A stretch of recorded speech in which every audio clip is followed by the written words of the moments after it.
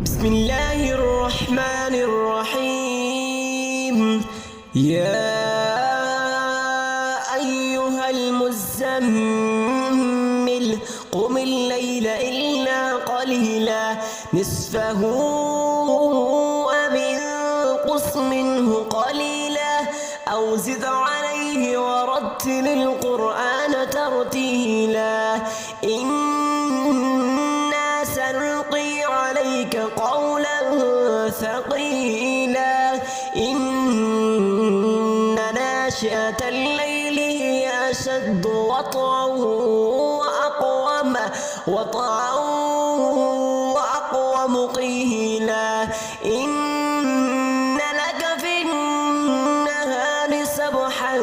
طويلا واذكر اسم ربك وتبتل إليه تبتيلا رب المشرق والمغرب لا إله إلا هو فاتخذه وكيلا واصبر على ما يقولون واهجرهم هجرا جميلا وذرني والمكذبين أولي النعمة ومهلهم قليلا إن لدينا أنكالا وجحيما وطعاما ذا غصة وعذابا أليما يوم ترجف الأرض والجبال وكانت الجبال كثيبا مهيلا إنا أرسلنا إليكم رسولا فعسى فرعون الرسول فأخذناه وأخذه وبيلا فكيف تتقون إن كفرتم يوما يجعل الولدان شيبا السماء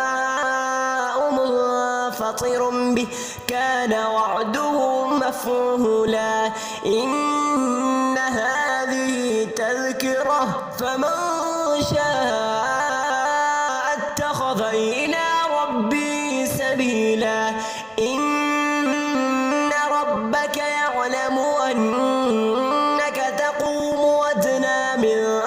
ثلثي الليل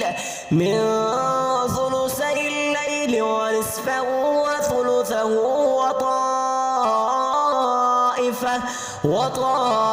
وطائفة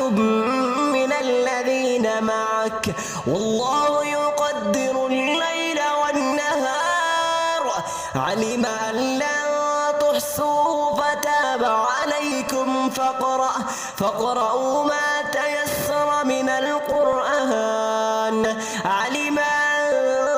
سيكون منكم مرضى وآخرون يضربون في الأرض يبتغون من فضل الله وآخرون يقاتلون في سبيل الله فاقرؤوا ما تيسر منه وأقيموا الصلاة وآتوا الزكاة وأقرضوا الله قرضا حسنا وما تقدموا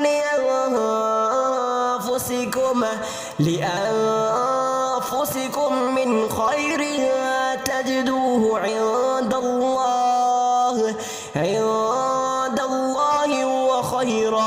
هو خيرا